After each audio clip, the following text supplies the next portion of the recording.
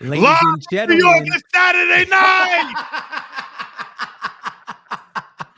Yo, we didn't even get to set up the cold open yet. You went right into it. Yes, listen. If I am on this show on a Saturday night, that is my thing. I didn't want to tell you. I was just gonna just. I could have threw you the alley oop. We saw a lot of alley oops in this game. I could have threw you the alley and we could have made it go. So that is Shawn with a W. I'm Jeff J, and this is the Knicks Film School post-game show. Shout out to T-Square Social for breaking the Knicks Film School watch party curse and continuing to keep it broken as the New York Knicks defeat the New Orleans Pelicans in Minnesota, 104-93. This was an old-fashioned rock fight, Shawn. They brought the physicality, they brought the defense. New Orleans, they were desperate for a win. They were desperate. They've been desperate for a win for the whole season, and the Knicks were able to be resilient. We talked 2 weeks ago on Casual Friday about whether the Knicks were able to show us who they are. Whatever their identity is, this stretch of games is when you show us who you really are. Are you resilient? What are you going to do when you face these type of teams that are long, that are athletic, that get into it on the defensive end, are going to lock up and going to force you to get into the mud with them or to switch it up somehow in order to win? Serious teams, serious people win these types of games. And I think for the first time all season, I can say that the New York Knicks, they're looking like serious people, Shawn. You know, we have said for the longest, like, you know, even like when we were discussing this game for Andrew, it's like, well, you know, the post-game show will go, we'll know how it goes if the Knicks get serious. And if the Knicks are serious, and for a while it was like, okay, they're not serious. And it's like, okay. And although I don't say they weren't serious, but it was like, you could tell early, it's like, okay, this might be one of those nights. And so many times this season, we have seen when it's one of those nights, they're like, all right, I guess, well, like, it's like they decide which, like, going to the game, they're like, all right, we're playing this team, so we're going to be in this gear, which is never fifth gear. It's always like second or third. And when the team they're playing is in like fourth or fifth gear, it's like, all right, okay, this team wants to play. All right, I guess we'll have to change it up. And them changing up is we're going to take a bunch of threes.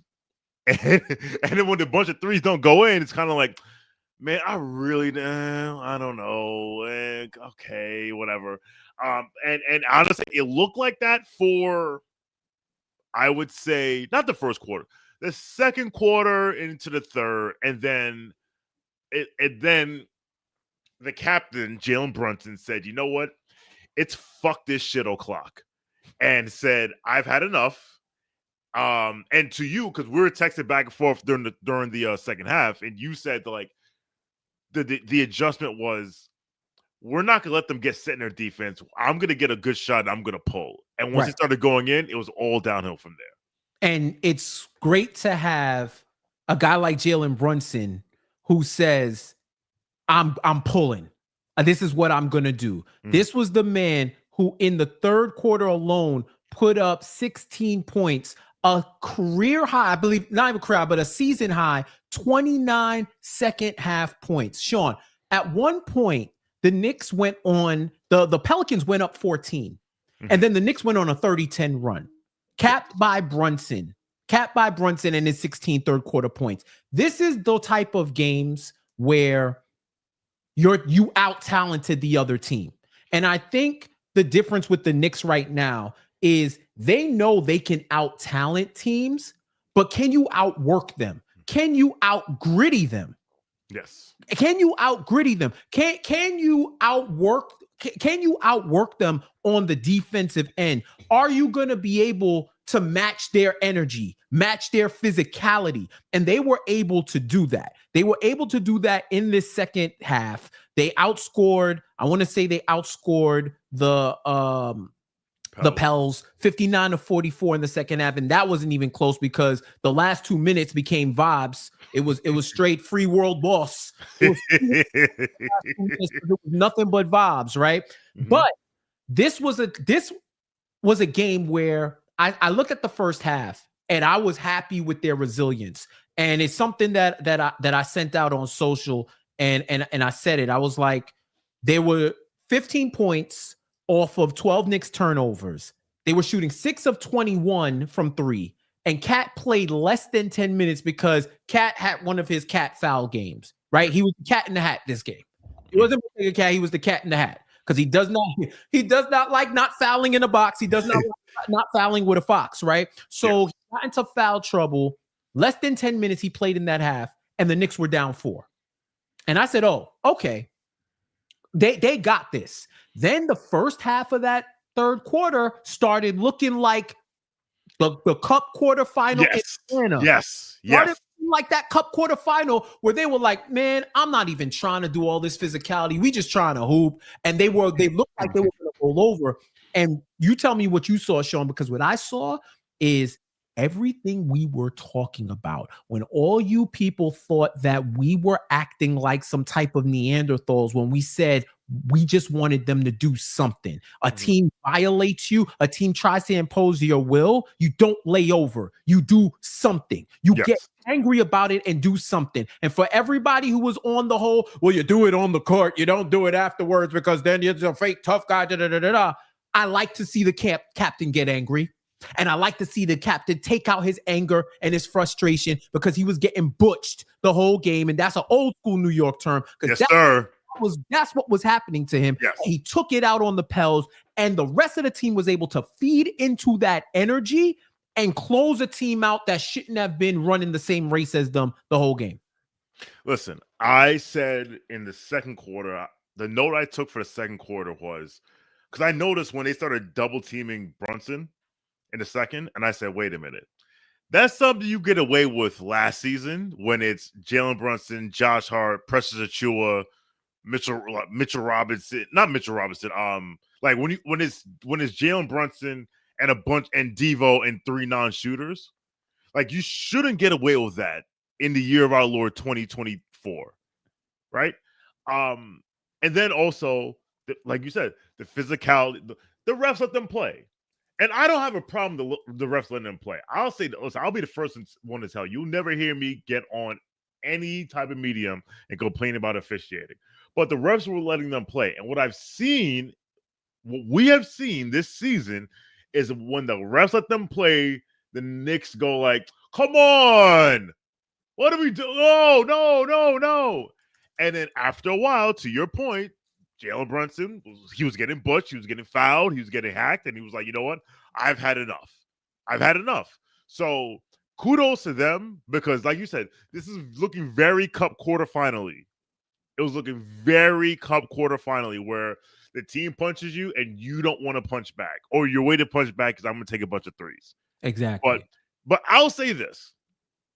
For years, we've heard Walt Clyde Frazier, the legend, say the Knicks' best defense is their offense. With this team, their best offense is their their best. Wait a minute, hold on. Let's try this again. Clyde would always say their best offense would be their defense. This team, their best defense is their offense because once the shots started going in, the Pels were like, "We okay." And listen, and we said it in our text chat. Everyone complains and yells about there's too many threes. People are taking too many threes. What's funny is that for years in college basketball, the three-pointer was the great equalizer, right? If North Carolina A&T is playing Duke, guess what? They're going to put up 65 threes and game the math. For this Pels team, with Trey Murphy as their primary option, they had to put up shots. They had to put up threes. And it was working. They were 6 for 12 at one point. But, and goes back to the whole talent shoot thing that you said earlier, once the Knicks got it rolling, there was nothing that the Pels could do. So, again, for this team, their best defense is their offense at times, because it's like, we're going to do this. Can you keep up? And we've known from watching this team all year, there are maybe 1.5 teams that can keep up with this team, with this Knicks team, when their offense is rolling. And shout out to the Pelicans for making it a little bit easier to get back in the game with their shot selection in the third quarter. Me and Sean were texting back and forth, and we'll give you a little bit of inside baseball right here, right? So I said the Pelicans are playing like neos. And you've heard the term before. Clyde has used it, neophyte. Me and Sean are both in fraternities. We're both in the same fraternity, actually, right? Shout out to the alphas. We said they're playing like neos because neos are associated with youth. It's your first time in an organization. And if anybody is in especially a Black Greek-led organization, the first year guys or gals, they tend to do some stupid shit, right? Like, or some ignorant stuff because they just don't know. And they tend to be a little bit more exuberant, but like uncautiously exuberant. Yeah. So they might be a little more reckless, right? And I said they play like some neos right now because these guys were making it easy for the Knicks to get back in this game. Robinson, Earl, and DeJounte Murray was playing 2K. So he hit that fadeaway shot in the quarter. I said, come on, man. Come on. But I know what you're talking about. I saw that. I was like, okay. Yeah, all right. I was like, come on. Because this is where the Knicks were working their way back. He hit the fadeaway. I threw up my hands. I said, all right, you got it. You got it. Like, if that's what you hitting, then you got it. But eventually, they regressed back to the mean because they're not a good three-point shooting team. They got hot early, and they weren't able to sustain it. And that's one thing about this team. If you're not able to sustain your offensive output, or you have a completely shut down defense, you're not going to be able to hang with this team, because once they wake up, you got to hope that they don't put you to sleep. And that's what was happening with the Pelicans. And let's talk about somebody else, Sean. Yes. The much maligned Mikal Bridges. I kind of liked the Mariano Rivera role for him in the fourth quarter, because him and Brunson were going back and forth like Styles and Kiss.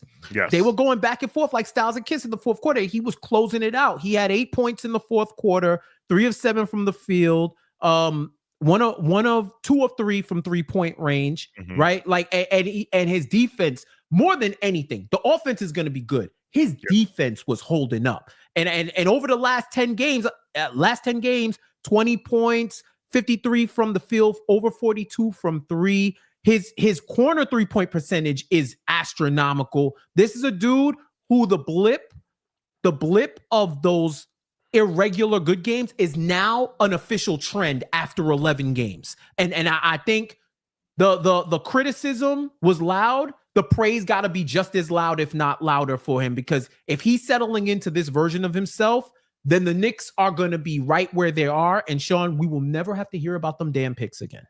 Okay, first of all, we're always going to hear about them damn picks until we win the championship. We're all going to, because unless he becomes our leading scorer, averaging 27 a game, whatever, we're going to hear about them picks. Fuck them picks, first and foremost. That's number one. Number two, listen, I was very upset at Mr. Bridges after the NBA Cup quarterfinal. Oh yeah. The things I said to you and Cedric will never make air. But I also said, like, all right, they're gonna have 3 days off. They're gonna play Orlando. They're gonna have 3 more days off, and they're gonna play Minnesota. So with 6 days, with 1 game in 7 days, they get some practice, he gets some rest, and they get to be on the same page. And I said, if they come out on the same bullshit after 1 game in 7 days, then we have a problem. But I was willing to give him and the entire team like that grace. And listen, we saw it in the Orlando game. I was like, okay, there was a marked improvement in the communication, the defense, Mikal specifically. And to your point, the offense had already caught up, but now the defense is looking better. The communication is looking better. It's not like we're supposed to switch or not switch. We're seeing less of that. So to your point, the apology should always be as loud as the disrespect. So we apologize to Mr. Bridges, but we also recognize there's a long way to go. And listen, there's going to be a lot of the Knicks are playing every other day until like the 29th. Mm-hmm. So, and these every other day games catch up to you at some point. But for now, for tonight, listen, he played amazing. You got to give him his props. I saw homeboy Matt from the roommates pod was like, some of y'all got to owe Mikal an apology.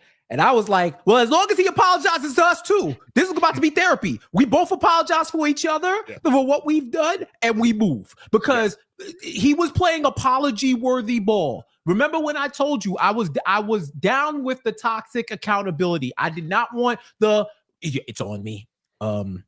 If we didn't want them to do that, we shouldn't play the game. I mean, you know what we got to do. We got to come out. We got to play for 48 minutes. The game started at 7:30. I know this. We all know this. You just do it. So now they are doing it, and we don't gotta hear that anymore. You know, this is a team who stepped up when they needed to, and these are the games that you're gonna have to win in the mud. Like, this is what it is. It's not always gonna be the beautiful game. Sometimes it's gonna be beautiful madness. Sometimes it's going to be a beer goggle game. Sometimes it's going to be a beer goggle game where it looks way better. It looks way better than what it actually is, because you're looking at it through a certain lens. You know what I mean? Like, this is a team right here with all they had going on. They still shot over 40% from three because they heated up towards the end. This was a team overall. They lost the rebound battle by 2, but only lost the offensive rebound by 1. They was working on them offensive boards. Just wasn't making any layups. Once again, 17 turnovers, 23 points for the Pelicans. And let's give credit where credit is due, right? Herb Jones, Trey Murphy, that was an excellent tryout for if you try to get on somebody's team. If you like, yo, can we still get that deal with Rockefeller? They you know, if they say can we still get that deal with Rockefeller? They put on a good showcase, because Trey Murphy would have had to go full Will Smith for them to come back in that game. We were saying that. I don't know who else was trying to take threes, but it's got to be DeJohn middies and Trey Murphy threes for them to get back in. Herb Jones is as advertised on the defensive end. That zone was giving the Knicks fits. They did everything that they had to do. The Pelicans played like the rent was due. They paid like the rent was due, and they still gonna have to ask for an extension after this one. So I want to shout them out. Like, them boys was hooping. They just did not have enough in the end, and the Knicks were able to out-talent them to get the dub. You were talking about therapy earlier, you know, of the word like triggering, right? Like, when I saw them break out that zone, it brought me back to the last 2 seasons where teams like Miami, for example, would play the zone and we wouldn't know what to do. But we all knew it was okay, well, we don't have the shooting. Like, you play zone against teams that don't shoot. Listen, the funniest thing you'll ever see is playing zone on a playground against people from the hood. Oh, they're God. just like they're flummoxed, and then they start calling you all types of names. I'm like, you can't shoot. But then I was like, and I think I texted it to you. I was like, wait a minute. You're playing zone against this team? Now, granted, they broke out the zone this second when Cat was out. It was like the campaign. Brunson was out. It was like campaign, Deuce, OG. And I was like, okay, this is cool. You can't get away with this when the starters come back to the game. But it was just like, shout out to Willie Green. He knew his team was undermanned, and he pulled out all the stops. He pulled out all the tricks. Like, and he said he was. Everything. Yeah, he did everything. And it worked for 2.5 quarters. It worked for 2.3 quarters. But then after a while, again, as I said earlier, Jalen Brunson said, F this, which I don't know if you have an autographed moment of the game, because I have one. Oh, we definitely on the synergy today, because I was just messaging you to like go with it. All right. You run in point. I run point. Yeah. Right, cool. So the autograph signature moment of the game. Shout out to Autograph. If you don't have the Autograph app, please download the Autograph app, because you can get paid for literally reading about your favorite basketball team or your favorite team. Period. Or download the Autograph app on iOS or Google Play. So Jalen, go ahead. Yes, sir. Point of order. Can I give my signature and then do my quick dip and come back? Because by the time you do that, I can be back for the super chats. No problem. 9:48 in the third. OG Anunoby deflects a pass. They get the ball back. He deflects it again. Gets the steal. Jalen Brunson comes down on the other end, hits the layup. Knicks went up 10, and they didn't really relinquish the lead. I thought that was like in the fourth, that was like a key play where it was one of the final stamp outs of whatever type of run the Pelicans were going to make. It gave them some distance. And then they got into the shooting match, which few teams are going to win that against the Knicks. So that was my signature moment of the game. Y'all need to sign up for autograph. Macri's giving y'all a whole bunch of exclusive content in there. Do your thing. Do the right thing. Sign up with the signature moment. Sean, I'm listening in spirit. Yes. I will be right back in 2 minutes and 2 seconds. Who did that? Who did that? Don Cornelius. No, was it Don Cornelius? Was That's Chuck Woolery. Oh, it Chuck is. Woolery. I forgot my 80s television. Right. Host. Here, I got you. Love, peace, and soul. All right, y'all. I'll be back for the super chats. Give me 1 minute. Sean, handle the autograph. Yes, sir. All right. So my signature moment of the game is, and I have it right here. Where I had it right here. It was 4 minutes and 27 seconds left in the third quarter. Jalen Brunson makes 28-foot three. And that's my signature moment of the game because we saw that Jalen was starting to heat up because it was 62-48. And it was like, okay, this is really like annoying. Josh Hart hit a 2. OG had the dunk from the cat pass. But then with 6:32 left, Jalen Brunson hit a layup. Jalen Brunson 10-foot floating jumper. Jalen Brunson 3. Jalen Brunson, he's missing, he hit 2 free throws. Who cares? Jalen Brunson 3. And then that cut the lead to 5. CJ McCollum hit a floater that made it 7. But then Jalen Brunson, 4:27 left in the third, hit a 28-foot three. And I remember watching it, and he pulled from well behind the three-point line. And when he pulled, I said, that's good. Because I knew at that point he decided, you know what, I'm winning this game. And he already hit a few shots in a row. And when he hit that shot, I started going like this. I was like this. Because at that point, I knew, I was like, okay, Jalen's had enough of this, and I think we're gonna win this game. And when he hit that shot, that put us down. That put us down 4. And then they missed because DeJounte took a 25. DeJounte took a 3 and missed. And listen, I will give DeJounte Murray any shot he wants outside of 19 feet. Jeff mentioned earlier when he hit that 3 in the corner against OG, and I'm like, all right, dog, whatever. But for me, from that point on, it felt like, okay, we are going to win this game because, again, our best defense is our offense because you can't really keep up with us if we're hit. If there's certain teams that are on, it's like, all right, they're on. It's a back and forth. But certain teams that are on, they're on. But what we're on, we are on, and it's really, really hard to keep up with us. And again, I think there's 1.5 teams in the league that can go shot for shot, band for band, whatever, if we're on. So that is the signature moment of the game presented by Autograph. Again, please download the Autograph app. If you don't have the Autograph app, please download it on iOS or Google Play. You literally get paid for reading about your favorite team, whether it's basketball, football, baseball, hockey. Download the Autograph app today. So I am going to give I'll take you a little bit behind the scenes. Jeff J is a media, what's the word I want to think of here? He's everywhere. So he is going to do something. He's handling some things right now, but he'll be back. I don't want to start the super chats without him. And I've been looking at super chats, and there's some really, really good ones. Actually, I'll say this really quickly. I'm sick and tired of hearing about Jalen Brunson being called a foul baiter. When I literally watch him every single night get crushed, get fouled, get hacked. What did Tim say? He's getting fouled. He's getting fouled. He's getting fouled. He's getting fouled. Like, I don't want to hear this foul baiting BS anymore.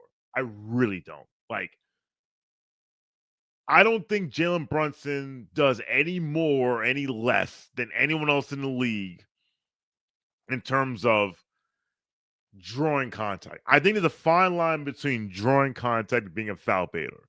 So, for example, let's take our friend in Atlanta, Mr. Trae Young. Trae Young would do this thing where he get into the lane and he stop and he back into you, put the shot up, and that's a foul. And they call the foul. What I've seen Jalen Brunson do, and other people, and I've seen Trae do this too.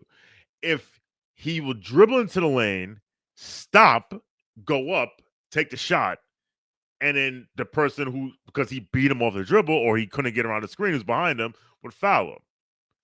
I believe you have if I beat you, if I get around you, I get past you, and I have every right to stop wherever I want to stop, take the shot, and let it, and if you run into me, you run into me. I don't believe you should be able to, I don't believe I should be able to stop back into you and shoot, and then you run into me, right?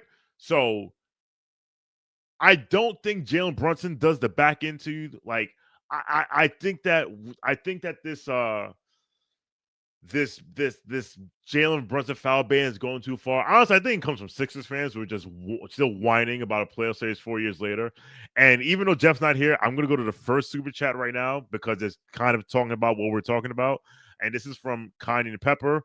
Kanye said, and thank you for your generous contribution. How come Cat barely gets calls? Very frustrating. So I don't. Shout out to Mensa and honestly Jeff too and myself. And even though, listen, I've given Cat a whole bunch of grief over the years when he wasn't on my team, but Cat is viewed as one, he's not viewed as a superstar, right? And whatever your definition of superstar is, that varies because, listen, Shai Gilgeous-Alexander gets, I don't want to say superstar calls, but he gets to the line a lot. Let's just put it like that. Guys like LeBron, guys like Steph, they're guys who get the benefit of, I'll say that, they get the benefit of the doubt when it comes to the whistle. Luka Doncic, whatever. Cat does not get that benefit of the doubt. Why? I don't know, but he doesn't get the benefit of the doubt. So the key is, when you realize you're not getting the benefit of the doubt, you have to keep playing. Look, I'm wearing a Ravens shirt right now. The team I hate the most is the Pittsburgh Steelers. I will always forget that playoff game against the Colts in like 2000 and I want to say 2005, where every single call went against that could go against them, went against them. I remember Troy Polamalu got an interception. They said it wasn't an interception. All types of calls, and every single time the call went against them, the Pittsburgh Steelers said, "You know what?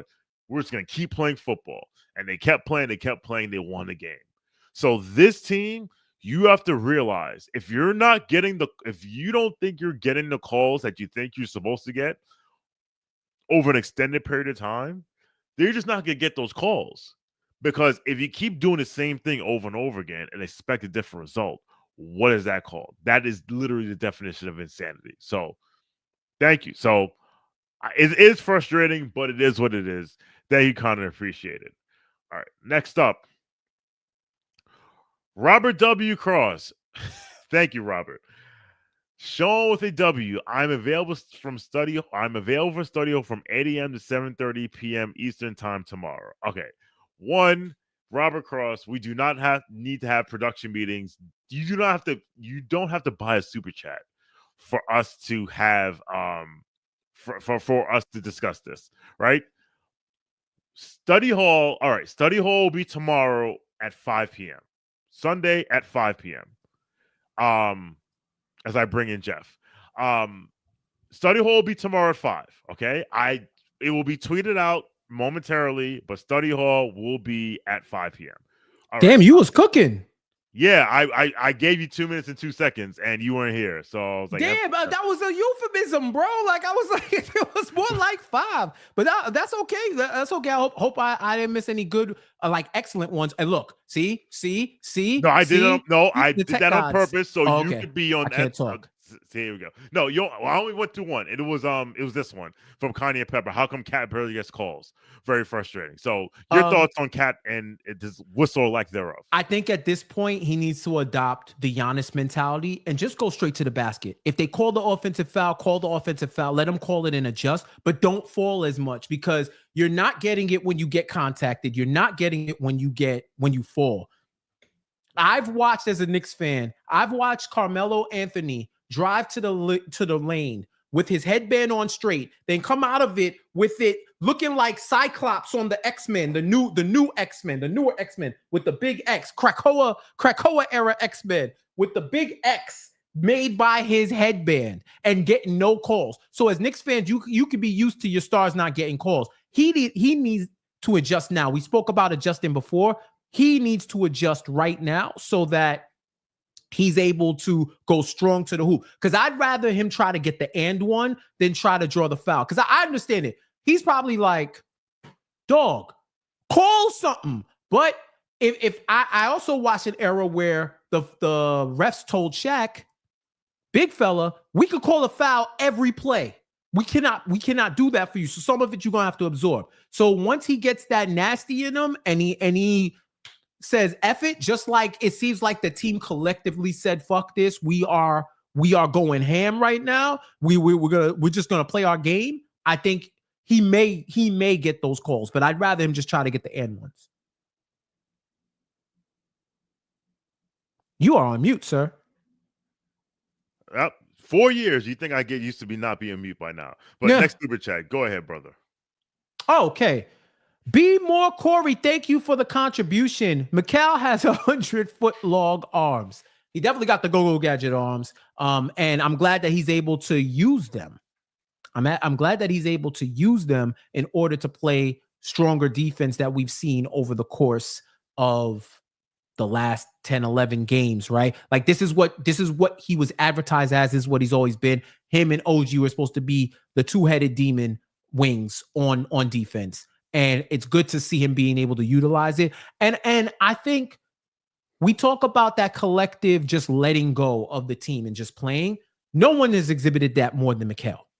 You could see it. This man has a different emote every game. I didn't know you could come up with that many emotes on the fly. I didn't know Mikal had that many emotes. He has like 20 emotes. It's like he bought a VC from Fortnite or whatever. It's like you buy all them premium emotes. He has an emote every single game, and it looks like he's having fun again. So I'm having fun if he's having fun, and it translates to wins on the court. Exactly. We've always known that. Like, listen, he has his long arms. He like that. Listen.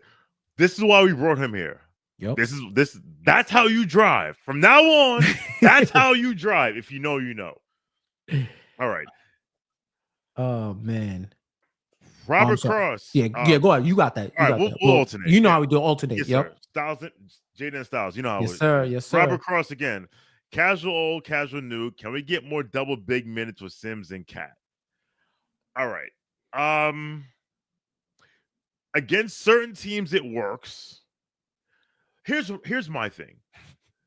The Cat with a traditional center, we're basically back in Minnesota. And if you're going to play traditional center, it has to be someone that is going to be a top 5 walking defense by himself for extended periods of time. So against now that because you can get away with it against this Pelicans team. If we play the Celtics, excuse me, if we play the Celtics, they may put us in a spliff. So the question I would ask you, Robert, and you can think about this, and we can answer a study hall tomorrow, is that besides I like Jericho Sims, why do you want Sims and Cat minutes together? Like for over the long haul. That's how I answer that question. Yeah, I'm not trying to have my blood pressure up for no reason, dog. You know what I'm saying? Like, I ain't trying to have that. I ain't trying to have that at all. Real quick, looking at some of the beat writers and whatnot, and what they got going on. Tibbs, I thought Mikal got going. He and OG defensively in the third were terrific. We said 18 points, 2 steals for Mikal, 16 points, 3 steals for OG, combined plus 37. Wingstop is open for business. Gentrifying an arena near you. The locks. Shout out Mint to the locks. That's all I hear. All I hear is Vincent by here. It's the locks. It's the locks. It's the locks. Damn it. He should do a drop for them. No key, no gas. No gas whatsoever. True story. Thank you, Robert. Next up. Ben, I'm sorry. I wilded out. I'm sorry, Brad. Brad Schenker. It's a takeover at Smoothie King. Best fans in the world. Brunson, get yourself some crawfish etouffee, King. I will pass because if you've ever saw the movie Hitch, this guy. Are you one of those like? Well, it's more so I get shortness of breath and I get hives. Funny story. You want to know when I found out for real, I got a shellfish allergy? Yes. Centennial 2006 in DC. Really? I was in love. FKA Dream. No. Not in love, in a facility called Love. a nightclub called Love. A nightclub. I was in a nightclub called Love. Oh boy. KFS was about to get hit they were about to get a couple of strikes. And Mrs. Johnson would have been like, this is what's going on Knicks Film School. But yeah, so in Club Love, FKA Dream, depending on your era, you know. Yes. And they had a party. They were doing a happy hour, whatever. And they had a buffet. So if you ask me, Jeff, why would you eat anything from a buffet in a club? Because I'm greedy and I was a little broke. It is what it is. I was feeling the vibes. My organization turned 100 years old. I thought I had the spirit of our founders in me. I ate a crab cake. I don't eat crab. I don't eat crab like that. Foreshadowing. Ate a crab cake, and one of our mutual brothers, Mike, my guy, shout out to my guy, Mike Austin. We were in the party, and I felt a shortness of breath. And I was in good enough shape at that time where strolling. And y'all gonna have to Google it. KFS community. I'm not trying to break all of it down because just go ahead. After a stroll, I was out of breath and I didn't know why. He looked at me and said, "Go to the bathroom." I go to the bathroom, and you see, I'm of a fairer shade of sepia. I was red. I saw my eyes were bloodshot, and I was at shortness of breath. And everybody's calmly around me like, "Oh yeah, he's probably having a reaction. Y'all gotta go. Y'all gotta get him something." Because I didn't have an EpiPen because I didn't know I had the reaction. Mm-hmm. So we do what men do when their friends need help. We go to CVS and buy me Benadryl, have me sitting fighting for my life in the back seat, and go buy me some Benadryl. I took the shot of Benadryl. It felt like somebody flipped the switch. It was off. You're back. I was back. So you know what we did, Sean? After I got the middle tick, we went right back to the club. Turned up. You think I'm gonna waste my time? We hit 3 more spots after that. It felt like I got a sensu bean, dog. I was rejuvenated. And ready to go. But yeah, back to the Knicks. They took over. I didn't know. I knew that we had MSG South in Atlanta and in the Florida territories, in Charlotte. DC for sure. DC, Philadelphia. South. And I said MSG South. I'm just talking about below Fairfax. The Mason-Dixon line. Right. DC and Right, DC and below. I'll even give you that. DC and below. I forgot how heavy we be in New Orleans. And you know what else I forgot, Sean? It's Saturday. Yes. And the Knicks were playing the Pelicans in New Orleans on a Saturday. Some people might have took the weekend trip. Yes. Went out you go to New Orleans, a beautiful city, a little bit warmer than it is up here now, probably. Yeah.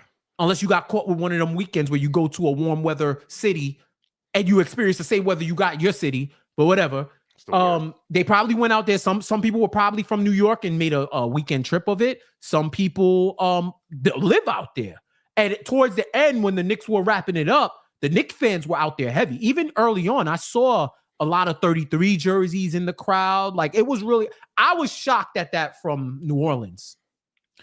Honestly, I'm not shocked because New Orleans is not a basketball city, and I'm clear. Number one. Number two, that is a Saint City. Listen, shout out to Zach Harper, who said that like LSU baseball is more popular than the Pelicans. It is what it is. Listen, I'm gonna give shout out to Kyle Burnley on Twitter, who said last year, he was like, listen, when this Knicks team is rolling, like championship contender rolling, you are gonna see us take over so many more arenas. Like, I'm waiting for the day where I hear "Let's go Knicks" chant at Staples. That's what I want. Yes, I'm calling it Staples. I'm not calling it crypto. It's Staples. Your mama called it Staples. I'm calling it Staples. It never shocks me to hear "Let's go Knicks" chants in any arena in the country. I'm not shocked. So yes, we have the best fans in the NBA by far, bar none. Argue with your goldfish. And I'll say this. That was the first time, Jeff, I heard that story about you in Club Love that night. Which is hilarious because, one, I've known you for almost 25 years. Two, I was in the club with you that night, and I never heard this story. That's what's funny, because I know damn well I was there. It was a Friday night, right? Friday night. Yeah, it was a Friday night. I was there, and I never heard this story. Yeah. I don't know if I should feel a type of way. Well, you know what's crazy? So much happened that weekend that was just like, that was barely in the cold open of the weekend. That just made Act 1. That just made Act 1 because it was a storyline. That whole weekend was like Black Hangover. You know what I'm saying? So I told you, telling me that you were there, I'm just remembering. It was so many cats in there. But we was in there. It was faction warfare. Let's call it what it is. Everybody had their cliques and whatnot. We all came together like Voltron. I didn't give a shit about any of that shit. I used my man 50 grand. No. I know. But the fact that you didn't know that surprises me, because I feel like I've told that story a million times. You know what's crazy? That was 2006. We are old. And with that, we'll move on to the next super chat. Yes. From Rob Salusima. Yes, it's me. Thank you, Rob, for your generous contribution. Happy holidays, KFS fam. I know it's old news, but Jay Hart's toughness really stands out in games like tonight. Look, shout out to Willie Green, because according to Josh Hart, Willie Green was the reason why, like, changed his career trajectory forever. Listen, as I've said for the longest, championship teams have guys like Josh Hart on their roster. And you see why every single day, because he does a little bit of everything. Even Mike Breen said it in the pregame. He said, Josh Hart missed the game for personal reasons, had to go home.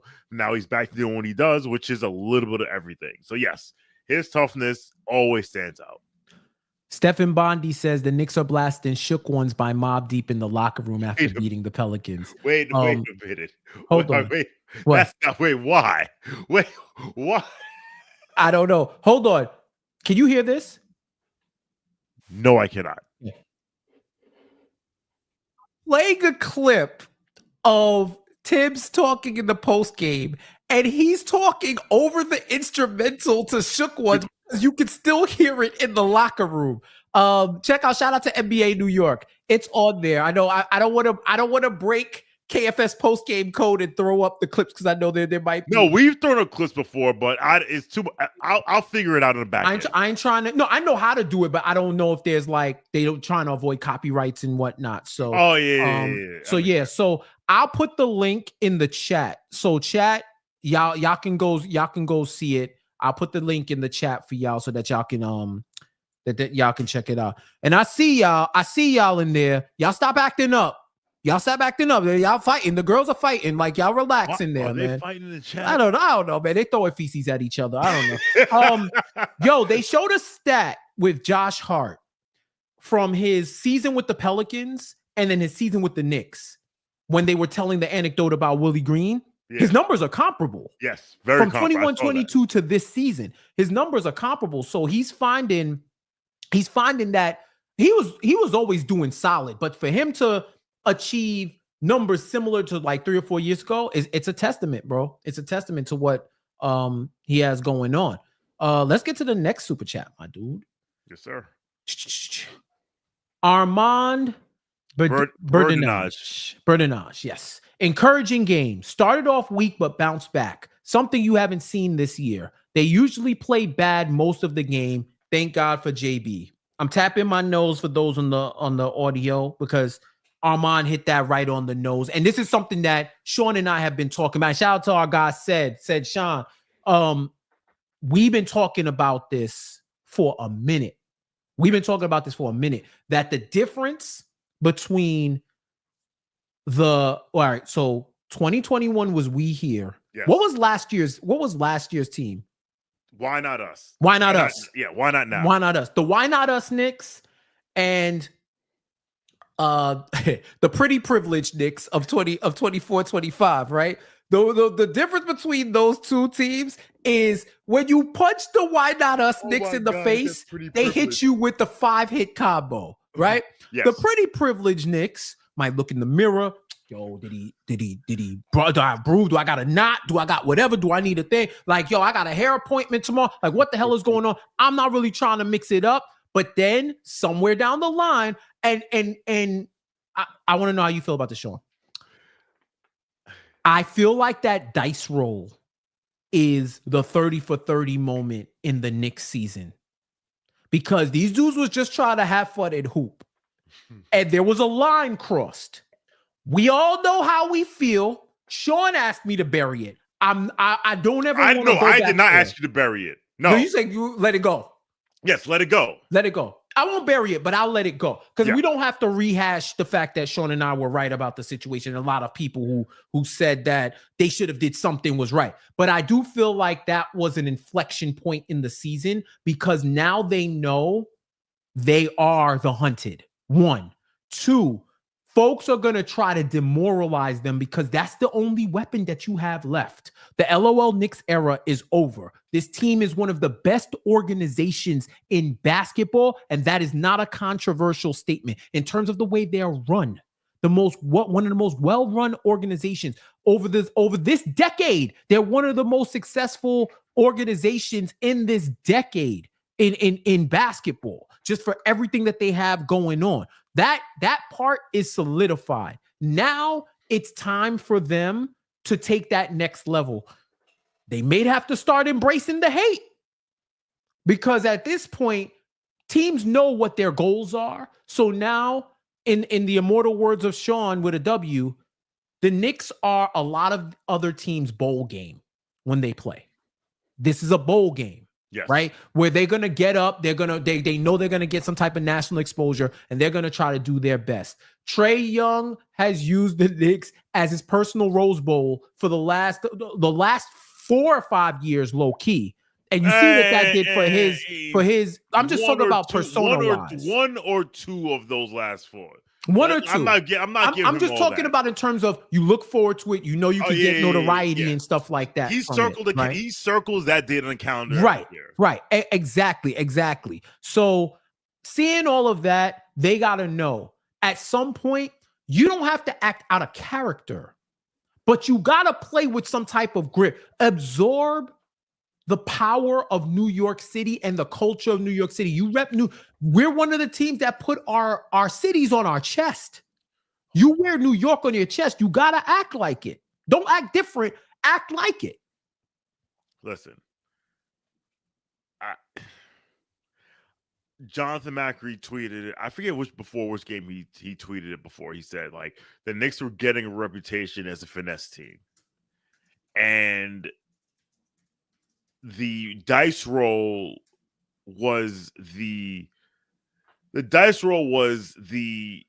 not the confirmation, but like they got physical with them and they didn't punt and they didn't respond well and they lost, and that was the exclamation point. And for shout out to all the people who said fake tough guy, whatever, because you know what's funny? against Orlando when Jalen hitting threes and glaring at the bench and yelling out loud. It's like that. Somehow that wasn't fake tough guyness, but apparently you're a fake tough guy if you say, "What the hell are you doing throwing dice on the logo?" So hopefully they've realized, like, hopefully tonight, as I've said before, my hope is that the Atlanta game is the 2024 version of the Dallas game in 2022, which galvanized everything. When the third quarter, they just pissed down their leg. I think Dallas scored like 42 in the third quarter. It was December 2nd. I'll never forget it. I was in Vegas. I woke up next day. I saw that they lost because I was drunk the night before and I slept till like noon Pacific time. And I was like, you know what? Hopefully that will, and literally that was a catalyst. So hopefully this game, what we've seen so far in these 3 games is when they get punched in the mouth, they punch back, because you got to punch back. Yo, Ohio State, Tennessee's tricking off the church's money, man. Listen. I have the game on right here, and at 20, whatever, I don't want to talk about it. Yeah, it's all right. That's why it's a flyer. That's why it's a flyer. That's why it's a flyer. Let's run the super. Let's run to the next one. All right, this was for you, sir. I read Armand. Oh, okay. You read Armand. That's right. Kento Kato, thank you for your generous contribution. Ugly/gutsy, but I'll take it. Defensive energy the second half was awesome. JB reminding people he's still JB, 1A, but Cal of 9th straight nice game. Welcome back, Hart. Defensive energy in the second half was awesome. That's what I'm going to focus on. Like, while I said this earlier, and I still believe this team's best defense is their offense. When this team gives a shit, they're unfuckwittable. And listen, maybe they have the energy to give a shit because since they've played 3 games since December, when the hell was that? When the hell was that? That game, the cup game. The cup game. It was like the 13th. I blocked that shit out of my mind, bro. It was like early December, low key. No, it was the 11th. It was the 11th. Yes. So they've played 3 games since this is their 3rd game since December 11th, and today's December 21st. So maybe they have energy, but as I said earlier, they're going to be playing every other day for the foreseeable future. In fact, they'll be playing so they play tonight, Saturday. They'll be playing Monday, Wednesday, Friday, Saturday, Monday, and then January 1st. So we'll see how they respond, but especially against the Jazz. The Jazz on New Year's Day. Now it's a 7:30 start, so they can go get hammered for New Year's Eve, and it's at home, so they can get hammered for New Year's Eve, wake up at noon, drink some Pedialyte, and get to the thing. But I want to see how they respond. But I want to see now on the flip side, the Jazz will be in New York for New Year's Eve, and they may go hamburger. But going from Utah to New York on New Year's Eve, yeah. Boy, from the driest state to one of the wettest. So they lucky Greenhouse is closed. Boy. So listen. Jordan Clarkson under. KFS. Keontae George under. KFS After Dark. I'll tell you. Me and Jeff will tell you about the Greenhouse days. All right. Do you have any comments? You want to respond to this before we go to the next one? I do want to respond to that by let me peruse. Let me peruse the super chat before I say this, because I don't think anybody. Okay, DJ Zulo brought up an excellent point.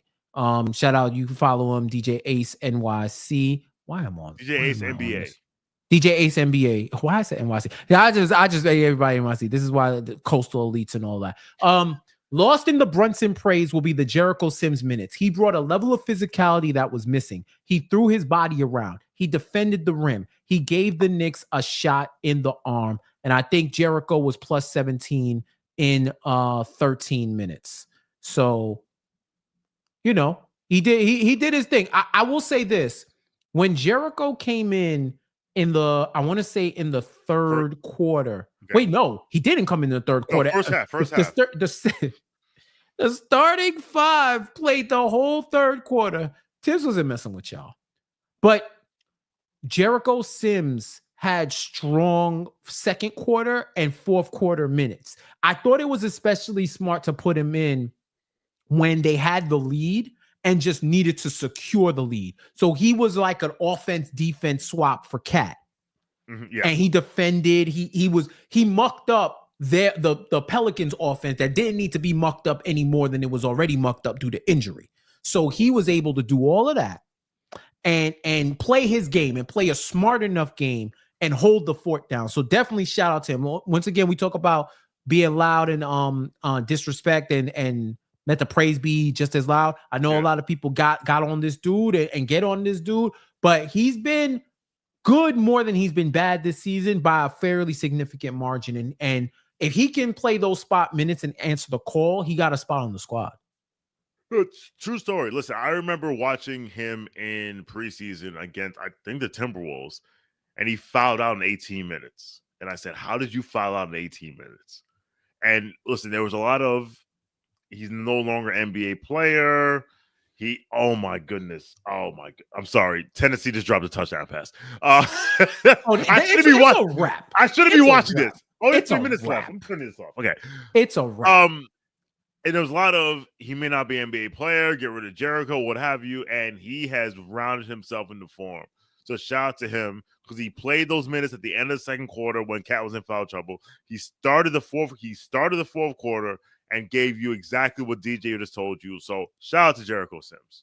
For sure. So when do we usually get into the out of town scoreboard? Do we do that towards the end or should we get into it now? We can get into it right now. Just to like break it up. Yeah, let's break it up. I got you on the I got it. You got it? I got it. That's what I do. Would you like me to read the script? Yes, you can. Oh, you can read the scores. I produce. You got the script? Or you want me to do all of that? You can do all. I do it all. I do it. I got you. You do it all. Listen, you're an Emmy Award winner. You do okay. All this shit. Okay. By the way, none of y'all said anything about my Ula fa la la la la la la la. Yo, wait a minute. You're not doing the Ula fa la la. You know what I'm saying? Like after the game, you got to acknowledge the Knicks 18-10. This is how we doing it. Bro. But yeah. Out of town scoreboard presented by T-Squared Social. You go to T-Squared, you mention Knicks Film School, you get a free draft beer on the squad. So go to tsquaresocial.com, learn about their club memberships, trivia nights, sports leagues, so much more. And I can tell you from personal experience, that is a fire spot. T-Squared Social is fire. And I'm not just saying that because they sponsored the show. I keep it 100. Like that spot, you could have 5 watch parties in that spot. No gas. Easily. They have private rooms within it where it's like you could have booths. So like, let's say you a money man like my guy Sean Geddes. I hate Sean on Twitter, right? Or my guy Not Peppers Brill on Twitter, or my other guy Breeze. Yeah. Those are the money men, right? Like that's like the VIP. You know when you try to go out and I'm just trying to have a low key. I'm just a chill guy. I just want a low key night. And they the ones like, yo, we popping bottles, we doing all of that. So when Sean is like, yo, we gonna get our own section. And you just like, all right, I hope he don't not me. No money. Sean Geddes, not me. Sean Geddes. No, Sean Geddes. I hate Sean on Twitter. Like that's the big money man, right? So when Big Money says he's getting a section, T-Squared Social got all the sections, and you get in there. It's like curtains. It looks really nice because my guys from Knicks on 1, Knicks on 6, they have expensive tastes. Yes. So T-Squared matches that energy. Like we be in, and whenever you go to the watch parties, go to the Knicks Film School Social. You'll see a lot of the sights and sounds. They get a specific area, multiple big board, a big ass digital screen where you can see the Knicks game and then multiple other games out of town. Just like how we're doing the out of town scoreboard. They're literally an out of town scoreboard waiting to happen. So shout out to T-Squared Social. Y'all doing your thing. Let us get to the out of town scoreboard. First up, I'll go with the finals. Yes. The San Antonio Spurs defeated the Portland Trailblazers 114-94. Victor Wembanyama had 30 points, 10 blocks, and 7 rebounds in this game. A double-double. Hold on. Yes. A double-double off of blocks. Yes. 30, 10, 7, 3 assists. If any of y'all watch the anime Dan to Dan, this dude is an alien, bro. This dude is an alien. Shaden Sharp, 25 points, 3 rebounds. So that's San Antonio, Portland. The Dallas Mavs beat the Clippers 113-97. Once a Knick, always a Knick. Quentin Grimes, 20.7 rebounds, 3 3-pointers made. Derek Lively, 11 points, 11 rebound, double-double. Did Kyrie play, or did they both sit? I think they had to both sit. Wow. No, Kyrie played. I knew he was coming back, but I think Luka was out for the second straight game with that heel bruise or whatever the case may be. So, Kyrie for crispy 6 of 25. For sure. He's like, who we playing? Who we playing? The Clippers, we playing Harden? It's going up. It's going up. Harden was 6 for 18. Kyrie was 6 for 25. Listen, that was y'all want to play one-on-one? The hell. But the Dallas came out with the victory. Shout out to them. Boston Celtics beat the Chicago Bulls 123-98. Jason Tatum, 43-point triple-double, 43, 16, and 10. Can we listen? Fuck Boston, but the hate on Jason Tatum is going too far. It's going too far. No, you gotta acknowledge. Like he gets I think he might get the Ula fa la la la la la la tonight, bro. Ufa fa la la la. Yo, he might get the Ufa fa la la la tonight because that a 43.16 rebound, 10 to 6 triple-double is bonkers, bro. Yes. Once a Knick, always a Knick. Kristaps Porzingis, 22.7 rebounds, 2 assists, in an annihilation in the United Center. I think they still call it the United Center. It's the United Center. Okay. The Warriors beat Minnesota 113-103. Chef Curry, 31 points, 10 assists, 7 3-pointers made, 43% off 7 from 16. Whatever, man. Dude is ridiculous. Gobert, 18 points, 12 assists, 12 rebounds, 2 assists. Dante DiVincenzo, 19 points, 4 rebounds, 4 assists. Say the line. What? Say the line. You know who on Minnesota. You know who. I'll do it for you. Julius Randle, 4 of 13, 16 points, 7 rebounds. I'll just try to figure out what Devo went. 3 of 6 from 3, 50%. All right. Devo might be like a dollar cab right now. He takes a little while to warm up, but when he does, he can take you wherever you need to go. Shout out to Devo, Julius. Yo, shout out to Julius too. You know what? Nah, I ain't gonna. I will always have love in my heart for Julius Randle because listen, you cannot tell the story of the rebirth of the New York Knicks about Julius Randle. And anyone who tries to tell the story of the rebirth of the New York Knicks about Julius Randle, you can go to hell. And go ahead, my bad. I'm sorry. However, it's just much easier not to have to. I'll leave it there. Go ahead. Drewski hands.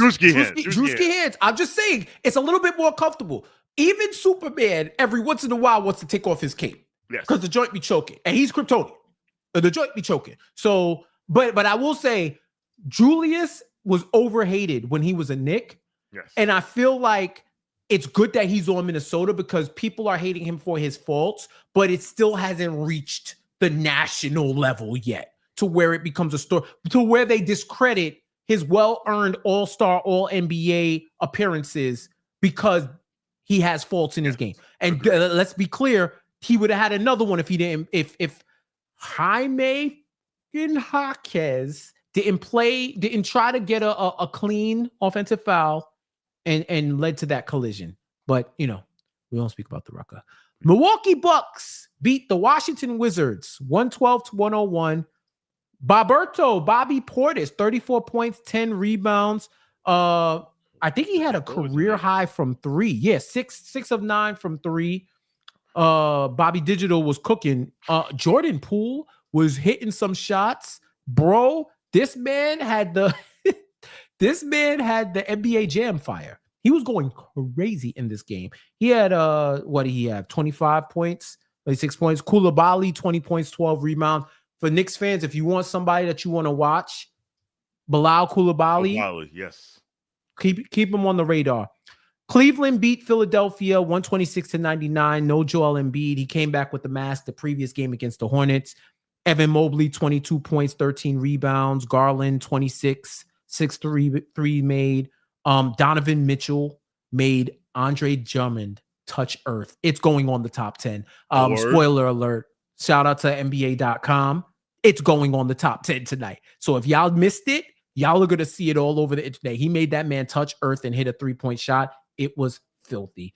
And in other news, Utah beat the Soho Nets 105-94. Memphis beat a Trey Hawkless Atlanta Hawks in ATL 128-112. If Memphis and Atlanta were both like championship contenders, I know that game is crazy. Memphis and Atlanta, that's like, I feel the power of like every movement. That should be an MLK game. High key, that should be an MLK game. That should be an MLK game. Every year they should play Memphis and Atlanta. They should. You know, it's funny. You know who Atlanta plays on MLK this year? Not the Knicks. The Knicks. And in New York? In New York. The game should be Atlanta should play at home on MLK Day. They shall not overcome. They shall not overcome. I'm putting that up right now. And you know what? I'm circling that game because we need to be free at last from Trae Young narratives. Now it's 4 more years of this bullshit. Thank you. But continue. Orlando 121, Miami 114. The Magic are some dogs, man, because Mo Wagner went down with a non-contact knee injury in this game. It looks like what it looked like. And I hope it's not what it looks like, but it looks like what it looks like. And Miami at one point was up like 20 plus, and the Magic stormed back with Cole Anthony leading the way, 35 points, 9 assists, 8 rebounds. That man went ballistic in the third quarter, I want to say. Cole Anthony went crazy, 14 points in the third, 13 points in the fourth, 27 in the half, and brought them boys back. So Santi Aldama, I'm telling you, it be the random name NBA player generator dudes that been going off this season. And the Lakers held on to beat Sacramento in a home sweep, in the 2 home games in a row sweep, 103-99. De'Aaron Fox, 31.7 assists, 5 rebounds, and a whole lot of trade rumors out there. I don't know what's going on in Sacktown, but yeah, and LeBron, 32.7 rebounds, 6 assists. You know, we are men of elevated age, Sean. Sometimes you need to take a break. You sit your old ass down, and then you come back and you start cooking again. Oh, one more score. I don't think. Did you read the Pistons Suns game? Oh, I think did it just? It went fine. It went final while you were talking. Yeah. Oh, yes. Go ahead, yes. rock it. Oh, listen. Pistons 133, Suns 125 in Phoenix. Cade Cunningham, 28 points, 13 assists. Kevin Durant, 43 points, 6 assists. But hey, listen, these aren't your son's friends who was in like the 5th grade now Pistons. Right. The Pistons are like listen, Detroit, if you don't get to the play-in this year, you should be relegated. Like, go to the championship. Yeah, go to the championship. Go to the championship. You should get to the 10th seed. So that's the Out of Town Scoreboard, provided to you by T-Square Social. Everything that Jeff said about T-Square Social is factually correct. I went there random on a Sunday night. It was lit, and you should go there. Shout out to Daniel. Shout out to Jesse. Shout out to good people at T-Square Social. It's an amazing place to watch the game. It's the best sports bar in New York. Sean, real quick, speaking of relegated, is Man City going to be in the bottom 3? Listen, brother. We have is Man City going to make the? Don't look now, Luton Town. You might make it. Brother. Sunderland, don't look now, brother. We have like a ton of super chats to get to, and we've been on the air for an hour and 10 minutes. Yeah. Let's run. I would love to go down this rabbit hole with you, but we got to get. Who put the Obia on Pep? Bro, what happened to these motherfuckers? But let's go to the super chats, because we'll be here for 3 hours if we go down that road. Right, let's go.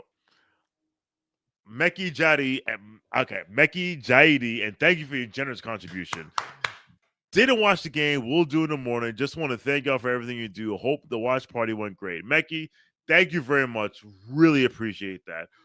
Clearly, we were not at the watch party, but I'm Mm-mm. sure the watch party went great because, again, T-Squared Social is a great place. So, again, thank you for your generous contribution. And you'll be annoyed for like about 25 minutes when you watch this game, but you'll be happy with the end result. I would even say you might want to just do Knicks in 60. This is a great Knicks in 60 game. Yes. If you have MSG, Nixon, this is like a awesome Knicks in 60 game, low key. Yes.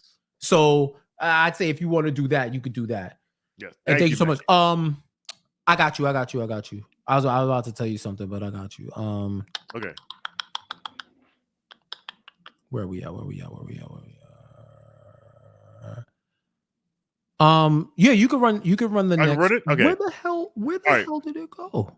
While you figure that out, Puerto Rock 78. Thank you for your contribution. Let them cats purr. Thank you very much. I appreciate you. You're the best, Jeff. Let them cats purr. Listen, it's funny. Cat. Who's Jamal Crawford? And by the way, Jamal Crawford on color commentary is amazing. Shout out to Jamal Crawford. He said it like, listen. Cat didn't have the best offensive game, but he did I forget exactly what he said, but he didn't let the game he didn't let the game beat him. He's like, all right, I'm not doing this, but I'm gonna do that. So even though he had 10 points, he had a double. I have it right here. I had it right here. I got you. Here we go. 11 and 10. Even though he had 11 and 10, he only took 10 shots. Most of them was like most of them were in the second half. But like, hey, listen, as a head coach says, the game will tell you what to do. And he did what the game told him to do. So shout out to him. Yeah, he is performing in March. His shooting is performing in March. However, you could see in the second half that he wanted to be a facilitator. Like he was looking to move the ball and keep the ball moving. Like he was standing at the top of the key and looking for the next pass because he knew. He was like, yeah, I'm out of rhythm. I got out of this game early. I haven't played. He probably was cold because he had to sit for the whole quarter. And he was just like, I'm not going to just go out there and gun because he doesn't need to. And that's the beauty of this Knicks team now. You don't need one guy to feel the weight of having to carry an offense. But you have multiple players who are able to give your team that boost. And Jalen Brunson is the best Packer NO explode you could have in that position. Because when he gets angry and he starts balling out and he starts hitting the fuck you threes and he starts looking at his arm like he's Ghostface Killer and he got the bird on his arm and he's flexing and he's doing all of that, it rubs off on the rest of the team and everybody starts to feel more confident. You know, Cat at any moment can go off. Mikal, like I said, he's hitting the shots. I'm not even looking at that man jumping no more. I'm just looking at as soon as he shoot, I look at the rim. I'm not even looking at your jumper. I'm not looking at your form. I'm not looking at nothing, fam. I'm just looking to see if it go in. Whatever works for you, works for me. And I think that's the major thing about this team is that they're able to carry themselves on offense. And when they come together, they can be something special. Absolutely. So listen, this team, we said in the summer, championship contenders. They weren't playing like it for a while, but I'm not moving off of that. I'm not moving off of that spot. So, all right, next one's for you, brother. All right. Worm, $5 super chat. Thank you so much. Where will we be without Brunson? May not be our most talented player, but always the straw that stirs the drink. Yeah. 100% Worm. He is, you know how people say X factor? He's the factor. He's the factor. He's not the X factor. He's the factor. He's the guy that is the difference maker between a win or a loss. He was the difference maker between the win or a loss in this game. He just woke up in the third and said, well, we got me and y'all don't got me. So let's go. And just started cooking. He was getting hit with a 55 hit combo that entire game. This and Sean, you know, we both, you know, everybody gives this clip. I'm not a ref guy. I don't talk about refs, right? No, motherfuckers talk about the refs all the time. Right. I do talk about them. I don't talk about them all the time, but I do talk about them because I am the mindset that I just want consistency. When you allow excellent elite defenders to be extra physical, they gain an advantage. And I'm not mad at that because the non-hand check era, they were calling a lot of BS, right? But Brunson's dribbling up the court. They are hand checking him. Then they got the arm around the waist. Then they do the subtle move that anybody who's played hoops has felt, and it's annoying. You cross somebody over and you're driving to the rim, and they slightly tap you to impede your progress, to slow you up. And it slows you up just enough for them to catch up. But that's a foul. But if you call it, y'all are going to be arguing for 20 minutes on the playground or in the game because it's a bullshit call, because it's a weak call. But if you're allowed to do that every single game, now I got to score in spite of what you're doing. And this is to Sean's earlier point where he said they got to find a way to just play through it. But there's times where it's like, all right, fam, you're getting ridiculous. Like DeJounte Murray is overly aggressively playing him. Smacks him in the face. They call a foul. He's like, yo, what? We can't smack motherfuckers in the face no more? Like, no, fam. No, you can't. And I just want them to be able to call that on the other end. Because some of the bumps, I was texting Sean and I said, that the Josh Hart strip that they called a foul, I said, you can't hear me? No, I can hear you. I'm listening to you. The Josh Hart strip that they called a foul, I said, okay, in this game, that's supposed to be no blood, no foul.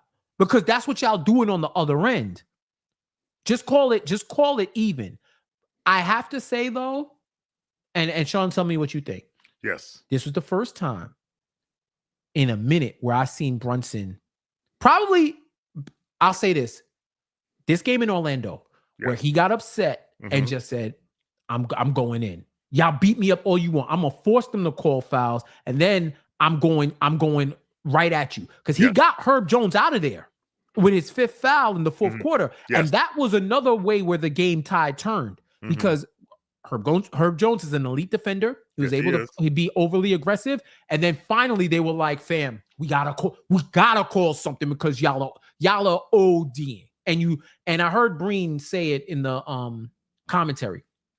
The mood changed ref-wise from the first half to the second half. They might have had a conversation and said, hey, it's looking like jail ball out there. We might have to tweak it a bit. But and they let it be jail ball. Right. All that to say, the Knicks have Brunson and you don't, and that's going to be a factor more often than not. Well said. Well said. I'll say this. Listen, the Knicks are not where they are without Jalen Brunson. So even though, listen, like I said, Julius Randle, you can't tell the story about Julius Randle or RJ Barrett or Emmanuel Quickley or Quentin Grimes, right? But Jalen Brunson, he was the first Infinity Stone. He is. So, Worm, I'm with you 100%. All right. Yo, Andrew wore a Soto Magic shirt to the fucking. Wait, what? He did? I was checking the Knicks Film School Twitter. He wore a Soto Magic Yankees shirt to the. That's crazy. That's crazy. Listen. All I'm gonna say is this. I'll say this, and we'll go to the next one. If you keep acting like a little brother, you'll keep getting treated like a little brother. That's all I'm gonna say. Moving on. All right, Zach Wasser, thank you for your generous contribution. Maybe my favorite one of the year. Jalen isn't like any Knick I've seen in the past 25 plus years as a fan. All heart. Great Mikal game too. Gutty win. This is fun. Yeah, Zach, gutty win. This was a gutty win because this team has not won gutty. This team has won pretty. Like, we kick your ass early and you don't put. It's almost like Mike Tyson-ish. Like, you know, Mike Tyson, for those kids who think that Mike Tyson is the old guy who took a fight against Jake Paul. Like, Mike Tyson won the majority of his fights in the first 3 rounds. And if you got past round 3, it was like, shit. Now, this team, what we have seen is like, if the right hand don't hit you, don't knock you out, then it's like, what are we gonna do? So yeah, there was heart. There was, and I said this after the after which we keep referencing, the NBA Cup quarterfinal. Who says the NBA Cup doesn't matter? We kept the question. The discussion was, does this team have heart? And I said they didn't have heart. But I was like, you know what? It's not heart is not the problem, because you're not gonna tell me that Jalen Brunson doesn't have heart. You're not gonna tell me Josh Hart doesn't have heart. You're not gonna tell me that OJ Anunoby doesn't have heart. But the team as a collective didn't have bite. Like, when you punch them as a collective, they don't punch back. And today they were like, okay, they punched us and we punched back. And they could easily just roll over again on the road. They know they're playing on Monday night. At back, they got to get on a plane to come back to New York. They have the Raptors on Monday night. They could just roll over, but they didn't. So gutty win. Gutty wins are fun. Gutty wins are never bad. Shout out to XJ who tweeted, well, there you go, guys. You got your 90s basketball with Knicks Pelicans. Ratings would really spike if there were more games like this. Yes, XJ, yes. I'm going to take 30 seconds. I'm going to take 30 seconds. Yeah. Listen, you motherfuckers who are saying that you hate all these threes. I watched basketball in the 90s, and I watched people, you know what they used to do in the 90s? They would throw the ball to one dude on the left side of the court, and everybody would go to the right side of the court, and that dude would try to win an isolation battle or post-up battle, and he'd miss. Or I used to watch people miss. Listen, shout out to Betsy Cash Money on Twitter, who said this perfectly. The idea that a 25-foot missed shot is worse than a 20-foot missed shot is asinine. Like, it's one thing if you say, I don't like the missed shots, but you're complaining about made shots. Like, all the threes that you're seeing now, the increase in threes, like if you saw 15 threes a game, and now you're seeing 25. The difference is those extra 10 threes a game, those are long twos. But the difference is the box score didn't have a column for long twos. They were just twos. They were just field goals. But now that those long twos have become threes, you notice them. You're like, oh, they're taking too many threes. Like, no one, listen, I'm saying none of you will be happier if those missed threes were missed long twos. So cut it out. It's the most disingenuous argument I've seen on socials, and it's ridiculous. Go ahead. Yeah, no. I this is what I will say about it. I have heard complaints about the game of basketball in every decade that I've been watching basketball. In the 90s, it was the Jordan rules, and then it was basketball ain't the same without Jordan when he retired. Then it was the game is too ugly. There's too much defense. These games are looking like barroom brawls, and not games. And Knicks fans, these were the Knick rules that were implemented. Yes, when they took hand checking out of the game, when folks started getting suspended more for fighting or doing that type of stuff, the whole coming off the bench, the bench rule. These were all results of things that either the Knicks influenced or affected, right? In the early aughts, there were folks who said the game was mid or below mid, because y'all do be using mid wrong. But it was whack, that the game was whack and the game looked nasty because people couldn't hit shots. There were no offense, and who was the stars that are carrying the league? Sound familiar? This was in I'd say from the Pistons championship, because motherfuckers don't complain when the Lakers are winning championships. From 2004 to 2009, there was a whole lot of consternation about the game. Then in the 2010s, this super team stuff, this is gonna ruin basketball. We don't know who's going to win. We already know who's gonna win. So why are we even watching the game? There's been complaints about the game at every single point, to the point where I'm like, what do y'all like? What do y'all like? And I think what gets certain people upset, I can understand if you say, I enjoyed the game when you could see the whole range, diversity of the game, right? When you could see the diversity of the game, and they weren't trying to eliminate shots for the sake of winning, right? Like I'll give y'all a quick anecdote. Mm-hmm.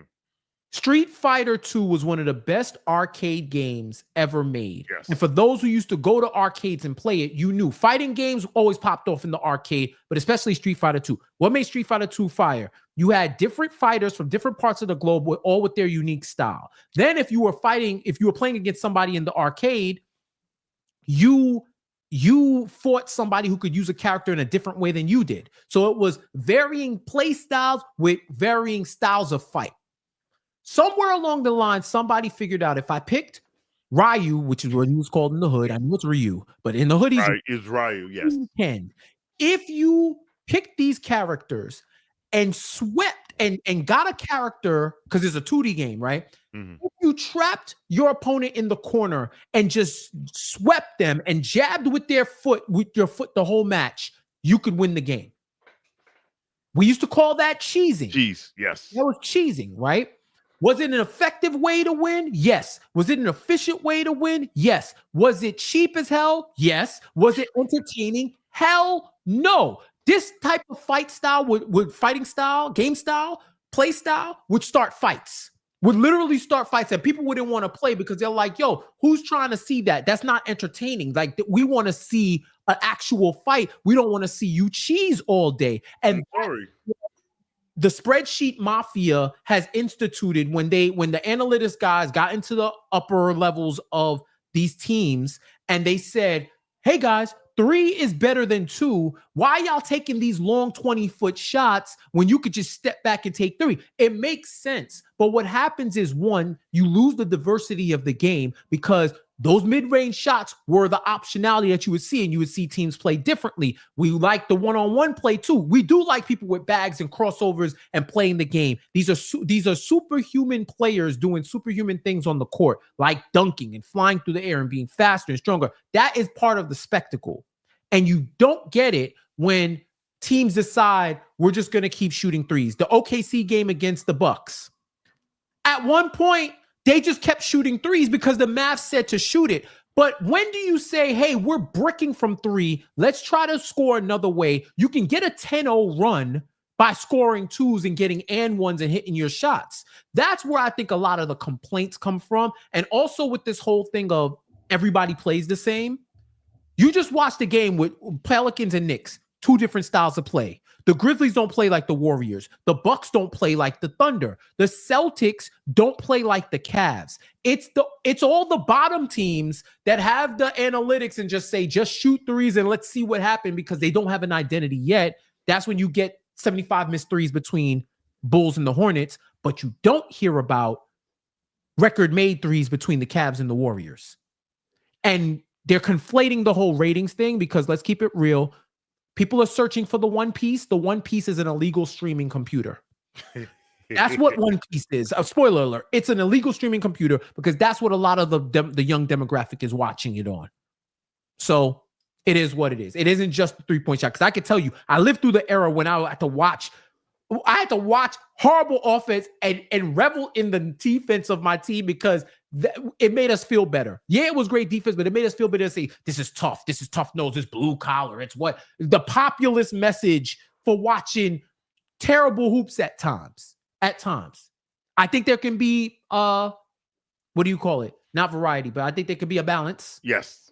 But it ain't, I don't think it's just the threes alone, but I understand people who say, I don't want to see a shooting contest. I want to see hoops. I get it. And y'all should be watching the WNBA too, if that's what you really want to see. I'll say this real quick. I saw a Knicks playoff game with the Heat end 68-68 in regulation. You want to go back to that bullshit? I don't think so. All right. With that said, next up, this is you, Jeff. Michael Gardner, thank you so much for the $10 super chat. Great team, W. Great teams get it done on the road and fight through adversity. Brunson deserves some jambalaya tonight. Oh, man. I can eat jambalaya, but I can't eat the real jambalaya because I'm fucking allergic to shellfish. Like, listen, if you live in New Orleans and you have a shellfish allergy, it's like torture. You're fit. You're finished. You're finished. But jambalaya is awesome. Oh my God. Awesome. That is, New Orleans is New tier Orleans is a S tier food city. New Orleans is a food. My bachelor party was in New Orleans. New Orleans is a food city. Is second to none. Second to none. Tell me. Yes. We fought through adversity. And that's what we've been asking for. Like, when you get punched in the mouth, how do you punch back? Do you punch back? So we punch back. Mm-hmm. Thank you for your super chat. Knicks the first half, 35% shooting, 12 turnovers. Knicks second half, 54% shooting, 5 turnovers. Said they needed to clean it up and hit shots. Hey, they listened, man. It's good to have a team that listens to you. Best defense is their offense. Thank you, Michael. Next, Jason Shane. Big fourth. That's how we do it. Go get some char grilled oysters, Brunson, UK. Yo, what is it with all these like the New Orleans food? Like, y'all are smoking me today. This is crazy. Y'all have all been in New Orleans. Again, New Orleans, top 5 food city in the world. Go argue with your grandma. I don't care. But yes, listen, we put them to bed. And we very easily could have, like, we were up like 6-7, and it could have been like, all right, we take their foot off the gas, and they didn't. They're like, you know what, let's put them in the spliff, and we took care of business. So I agree with you. There you go. All right, next up, this is for you, Jeff. All right, give me 1 second. We're doing you take some promotion. Time. We're doing my some man promotion. Hushzu. Shout out to you, Hushzu. I got you. Thank you, Hushzu. Had to remind the folks who he was. Big captain Jalen Brunson took a step back for a little bit, but came through when needed. Great win. Let's go Knicks. Hush. You already know the vibes, man. Like, people think just because Brunson is getting the rest of the team involved that he's not him. He still Bruns him, but I like that we can use him more as a limit break than having to spam him and his offense every game. Sorry, man. This is the best offense I've seen as a Knicks fan, and it's not even close. As I shrink, it's not even close. That's how startled I was. My freaking chair collapsed. Best offense I've seen, and I like watching great offense. I'm sorry, sue me. I like watching both. I like watching players who could play on both sides of the court, but I love this offense because the one thing I don't have to worry about is them having to like manufacture points to get back in the game. I love it. Yes, like it is. While I don't want to depend on I don't want to always depend on a 6'1" point guard to like have the offensive burden. It's good when you see like, okay, I'm gonna hit these shots and they're going in. There's a damn thing you can do about it. So, great win. We needed that win. Like, let's not take any wins lightly. And very quietly, I think the Knicks have won 13 of their last 17. Yep. They were 12-4 in their last 16. So now they're 13-4 in their last 17. Yeah. So we were listen, and I was guilty of it as anyone. I was shitting bricks after that Atlanta Cup loss, but they very quiet. Like I tweeted Skeeter the other day, like the Knicks have won 11-15. Like, and we're all just like, oh, it doesn't feel like it. But listen, you are what your record says you are. And this team was on a 49 win pace. They might be on a 50 win pace after tonight. So thank you, Hushzu. Next up. All right, let's rapid fire because we've been on for an hour and 30 minutes. And I'd love to sit here and talk shit with you and drink eggnog and Maker's Mark, but I got shit to do. I got oxtail waiting for me, so rapid fire. All right, oxtail, rapid fire. All right. Shout out to the 956 people watching right now. Big up to you. Let's go. At 12:05 a.m., including Derrick Henry, who's been texting me because he's pissed that his bitch-ass Steelers lost to my football team. Your team can't beat my team straight up. You mean Dexter? Yes, Dexter. What'd I say? Because you said Derrick Henry. I was like, Derrick Henry. I was like, get him on the pod, bro. We 3-box it. If I thought Derrick Henry was texting me, I would have told you to get the fuck out of here. I'm done. All right. Iceman Sham, thank you for your generous contribution. Another good win this week where we had to play in the mud, starting to build back that toughness. Hashtag let's go Knicks. Yes. A Tibbs team should be tough. And I don't know, the guys that we brought in this year, I don't know if they want to play a different way. I'm not even saying it's their fault, but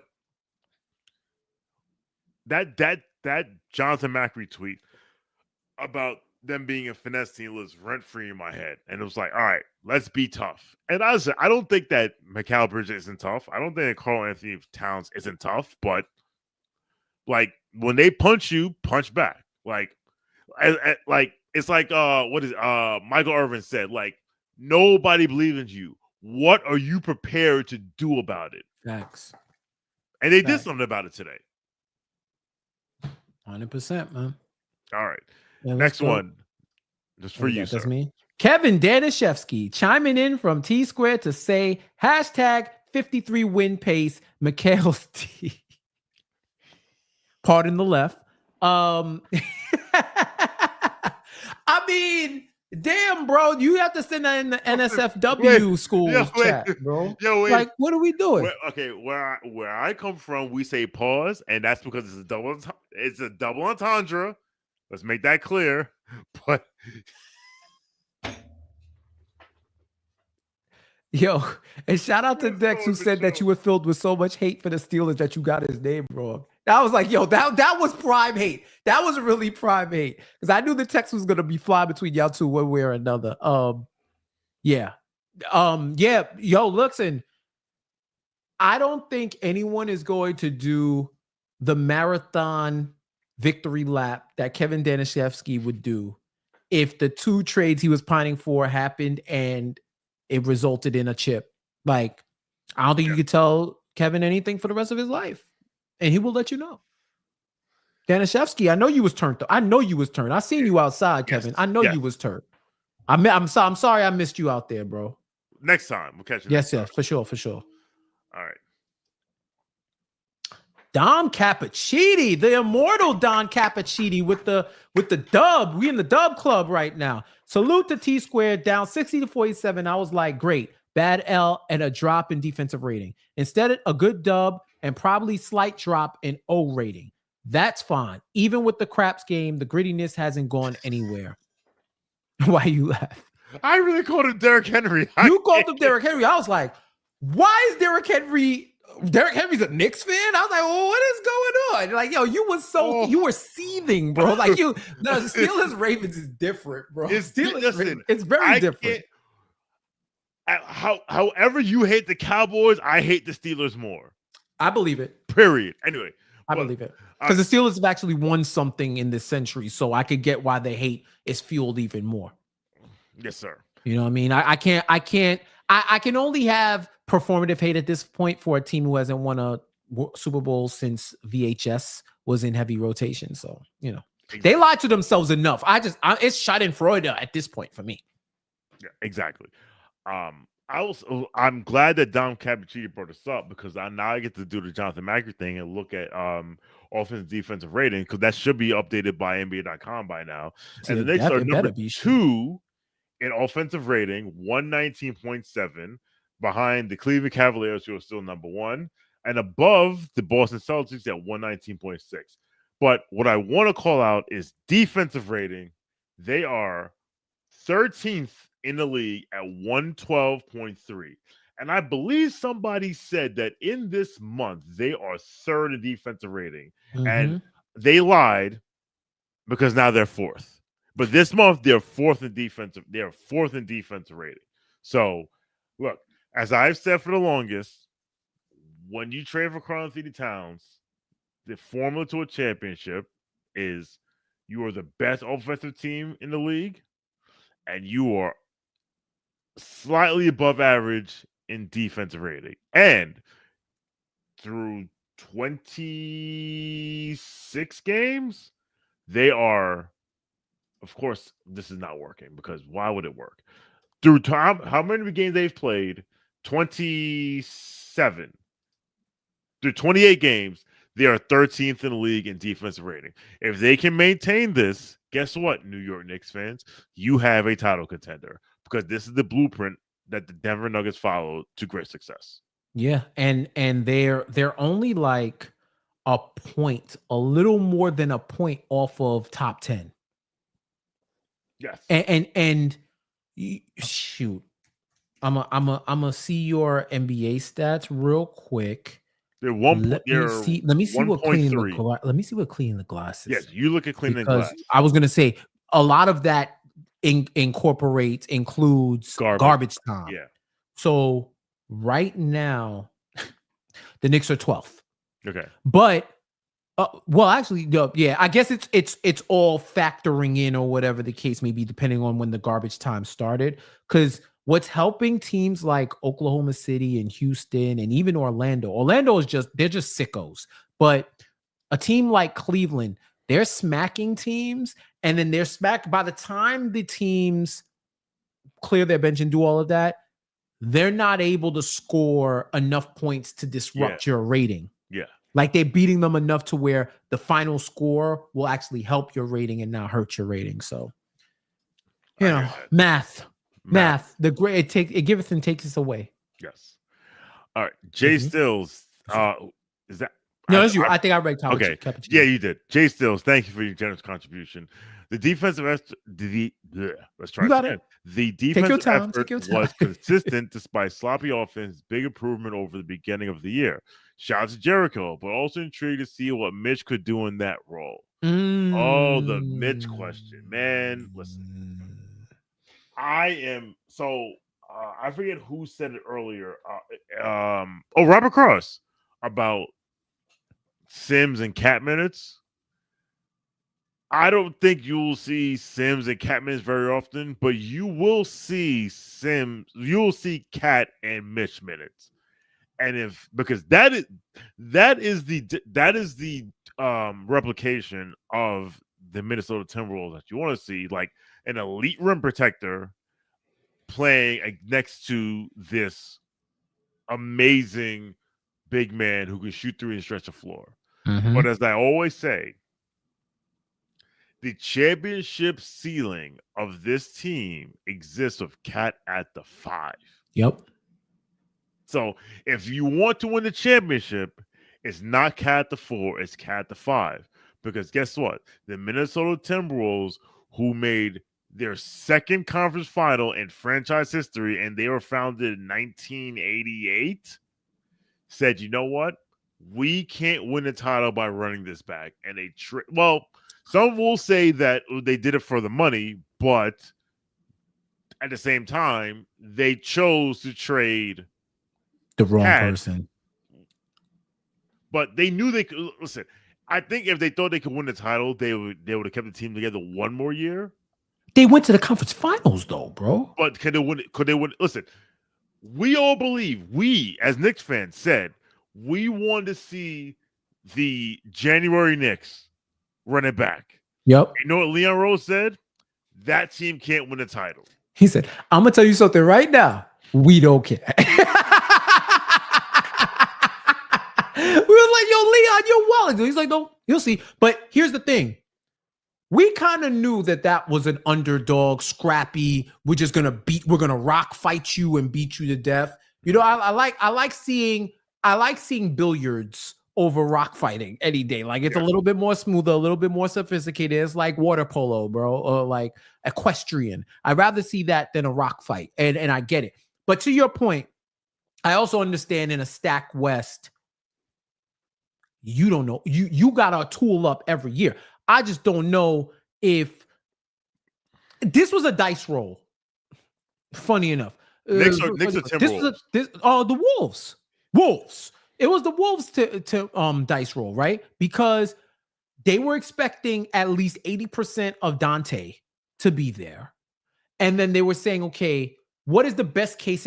They were doing what a lot of Knicks fans were doing with Julius Randle and Dante DiVincenzo on this team. Thinking about the best case scenario and holding on to optimism and hope. Think about that. Because, okay, you want to tell me, well, Cat was the best asset they could trade. I agree. You want to tell me Rudy, they probably wouldn't have got as much? Okay, I agree again. If you told me what was the best trade, who do you trade to make that team better? I don't think I pick Cat. I agree. That's what I'm saying. If it's about basketball, you know what I do, Sean? I try to see how we could create a 5-out offense with Ant and Cat and Jaden McDaniels and try to find the other two guys that could attack from a 5-out. Ant, Mike Conley, Cat, Nas Reed, Jaden McDaniels. Mike Conley's 45 years. I mean, he is definitely 63, but he can shoot it. But it was, you still have to respect it enough that it would be a legit 5 out, right? Now if you had Dante, let's say they would have got Dante back in the trade and they didn't trade Cat. You could start Dante over Mike trading.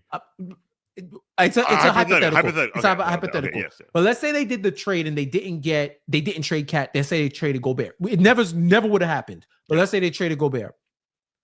You could have eventually started Dante in place of Conley and let Ant run the offense. And now you got to devastate. If you want to play hashtag modern hoops, all I'm saying is they were balancing a budget.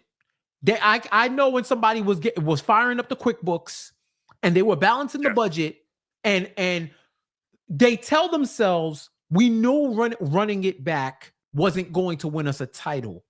Even if you believe it, if you really believe that the path to instant relevancy and path back to the Western Conference was trading Cat and getting what you got back for him, I'm calling Cat. I'll say this. When they made the Rudy Gobert trade, I said, and we will end T-Wolf Film School after this. When they made the Gobert trade, I've said this on socials, I said this on Space or whatever. I said they made that trade because they get out of jail free card. Everyone was like, they traded all those picks. The get out of jail free card was trading Karl-Anthony Towns. Mm-hmm. Now, if they knew trading Karl-Anthony Towns would get them back Julius Randle, Dante DiVincenzo, maybe they approach it differently. But that was their get out. They were like, we'll make this trade because if this doesn't work, we can trade this guy, Karl-Anthony Towns, and get back picks and players and yada, yada, yada. I think that while I do think the driving force behind that trade was money. Like, we're not going to go to separate apron for this team. But I do also think we're not going to go to second apron for this team that's not going to win the championship. Yeah, I get that. And I think that Julius Randle, they took Julius Randle because they can move Julius Randle because Julius Randle is an expiring. Well, he has an option, but they can move Julius Randle for something else. Mm-hmm. So that's why they're like, okay, we'll take that trade. Right. And listen, the one thing I will say to bring it back to Knicks Film School is, I wonder what happens, because it's been reported that the trade didn't happen because they wanted Devo, and Leon would not trade Devo, and then he caved. What if he doesn't cave? Do they make the trade anyway? Because again, if we believe this trade was made because of money, at some point you're like, well, guess what? Nobody else wants Cat except this guy. So maybe we make the trade. But you know what? The world will never know. Yeah, which is nuts in hindsight. Yes. I'm telling you, this is a larger conversation, and we're not having this conversation right now because me and Sean got to go. Even though we've had this conversation. The character assassination that's happened with Cat, and how a prevailing thought, especially when people don't watch you as much, based off of altercation with Jimmy Butler and the fact that you have a few different voices, could make folks say your game is whack, and to the point where the reputation damage diminishes your market value, to where, of all places in this era, you go to the New York Knicks to rehabilitate your reputation and your career. And you go to the New York Knicks to imbue yourself with the power of the city and play better and play so far that Carl's biggest distractors tell me this is a different dude. Anything I had about him on the court, this is two different Townses. So we get the benefit off of that. And it feels good, Sean, as a Knicks fan, to be able to benefit off of that for a change. Absolutely. Absolutely. All right. Next one. This is me. Yep. Salute to the captain, #superstar. I'm glad he's with us. I'll say that. Shout out to Stevens B. Guillaume, longtime contributor to Knicks Film School. Yes, salute to the captain. I'm glad he plays for my team. And Stevens, I know your last name is Guillaume. I know it's Guillaume. Yeah. Stevens, you definitely Haitian. Listen, I'm sorry. You. That's a category 5 Haitian name. Stevens with the S, bro. Category 5. I've always thought that, and you're right. It's not Guillaume. It's Guillaume. It's Guillaume. It is. That is category 5. You might as well be Jean Baptiste, bro. That's category 5. Run the Babaku on New Year's Eve. Right, all right. Right. Yes, sir. All right, Dom Cappuccini again. In the meantime, I look forward to the stretch where the turnovers regress to the mean for real. Shout out to OG and New Age Casual Friday. Well, thank you. Thank you for the shout out. I don't know if the turnovers regressing to the mean, because sometimes we hear Sweet Georgia Brown in our head, and we like JB had like a behind the back pass to Deuce in the folk. I was like, what are we doing? Like, granted, like 15 to 3/4 is way too much, but listen, the Golden State Warriors used to turn it over a bunch, and I saw them motherfuckers win 3 championships. I saw them win a championship.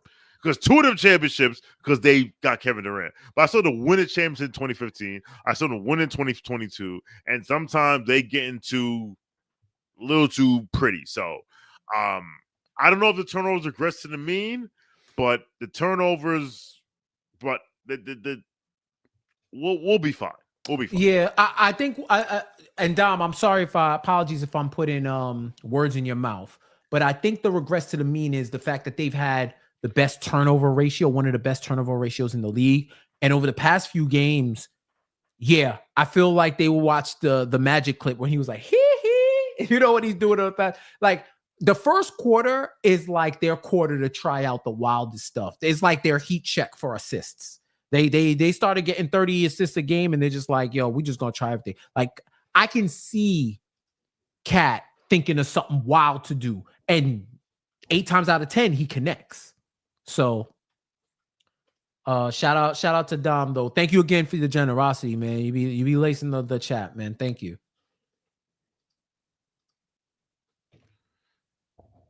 That's you, sir.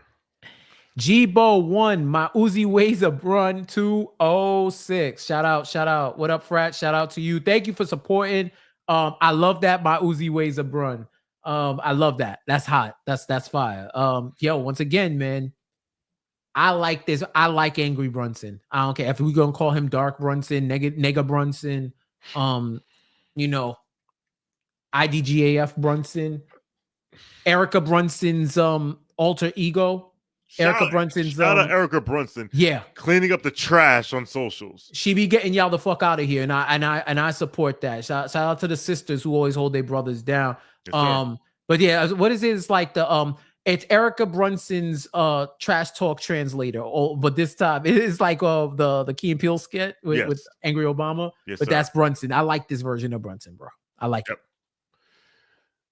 Dom Cappuccino again, thank you for your generous contributions tonight. Our Nets on X still chirping. Lego MB, mind your biz, BK. Dom, Brooklyn doesn't matter. Nope. They never have. Nope. And they never will. That you know why? You know why Brooklyn gets under our skin? Because they're New Yorkers. And New Yorkers are the most annoying people on the planet. And I can say that because I am one. And Jeff can say that because he's one. And Dom, you can say that because you're one. Now, guess what? You know what? You don't like what you like. It's like when they say in basketball, pressing teams don't like to be pressed. Like, shit talk don't like to be shit talked to. But listen, tell a Nets fan this, because Nets fans will be like, we control your draft for the next 10 years. Like, we control your future. Where we finish determines where your picks land. The Brooklyn Nets don't matter. They never have, and they never will. Listen, and honestly, if this gets clipped, that lets me know that there are Brooklyn Nets fans watching Knicks Film School. So we've already won. Yeah, tell them to take their brunch boots and go to hell, man. I'm tired of this, man. They vegan jerk chicken, they spice lattes, and shove it up their ass, man. Like, get these guys out of here, bro. There is less than 100 Nets fans per capita in the borough of Brooklyn alone. All you do is got them poor kids that grow up in that borough rooting for them out of a sense of loyalty, when, remember, the New York Knicks are the 5-borough New York Knicks and have always been the 5-borough New York Knicks. They just play in Manhattan. They've always been the 5-borough New York Knicks, not the New York Knicks, the New York Knicks, not Brooklyn, not Soho, not Williamsburg, not Sheepshead Bay, none of that. All right. So leave them alone. And their social accounts wouldn't have any they wouldn't have any engagement if they didn't talk about the Knicks. And I'll be on there. I see them. I'm like, yo, when do y'all tweet or post about the Nets, bro? Why is it about this guy, Mikal? I've never seen a man without a shape up terrorize an organization like the way Mikal terrorizes the Nets. It's ridiculous, bro. It's ridiculous. Fuck him. All right. Next. This is you, sir. Game. We have 3 left. Yes, Zach Horowitz. Thank you, Zach. And shout out, you a regular too. Game, Brunson, and I love MB's turned up D lately. Yes. And yo, you wanna give some flowers? Jalen Brunson is out there working on defense, y'all. Real talk. Over the past 10 games, I will say that same 10-game span, he's out there. He's out there giving effort. He's moving his feet. The taller guys are trying to take him in the paint and bully him, and he's using his centrifugal force and whatnot to stop them. Effort is the one thing that you can control. Everything else, if they're shooting over you, do whatever, that's fine. But as long as you're not a turnstile, you will be a positive contributor. And I'm happy to see Brunson doing that, and I'm happy to see Mikal reach that DPOY level defense that Knicks fans were looking for. Listen, first of all, I love MB's turned up D lately. Pause. That's number one. Number two, this is who we traded for.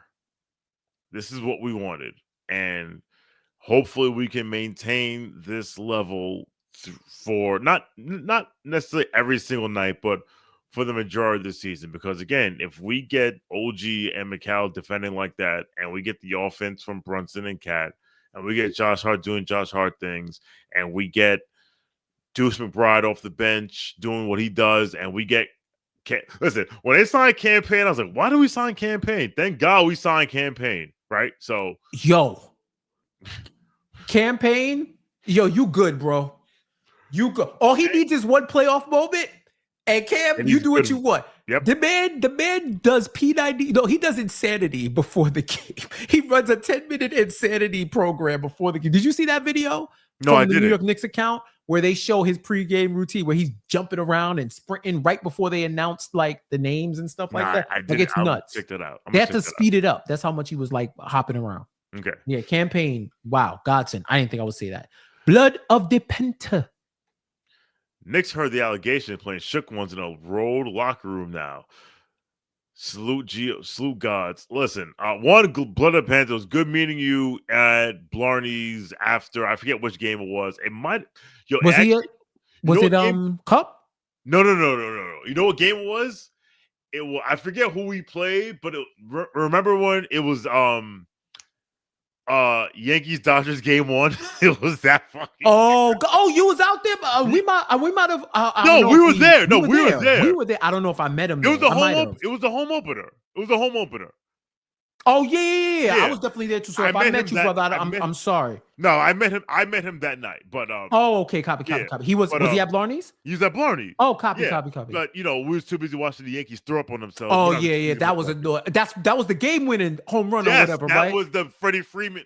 Yeah. Oh yeah, that's what Freddie Freeman on one freaking foot. That series was crazy. That was what I know. It's not Gary Bettman. Manfred, that's the commissioner of baseball. Rob Manfred. Yo, that man bought 3 yachts off of that series, bro. Anyway, whatever. I want to see you with the record. Yes, I like you to play shook ones after a win against a good team. A contending team. team. No. A good team. Yeah, they are like 5 and forever. The Pelicans aren't good. I'm sorry. They're not this season. You are. They're not good. I'd like to see that against a good team. I like to see it against the Hawks on MLK Day. That would be nice. I'd love that. Celtics. See, and then why is that not? No, we're not doing. No. We gotta go. I know, but No. We could go down a rabbit hole, and I'm gonna say this. Okay, hold on. I would accompany you down the rabbit hole if it wasn't midnight. If it wasn't midnight, and if it, you know what's funny?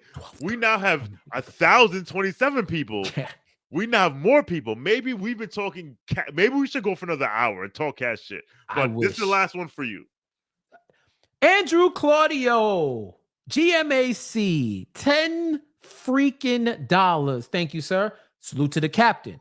Salute to the T-squared attendees. Salute to the chat, W chat. Salute to Sean's Ravens. And salute to Queens, home of me, Jeff, and Juan Soto. # Merry Knicksmas. If teams that ended in ETS, if it all counted was the offseason, you'd have 12 championships in 5 years. Oh, man. I'm so happy that you're happy that you... Listen, I'll say this. Going forward,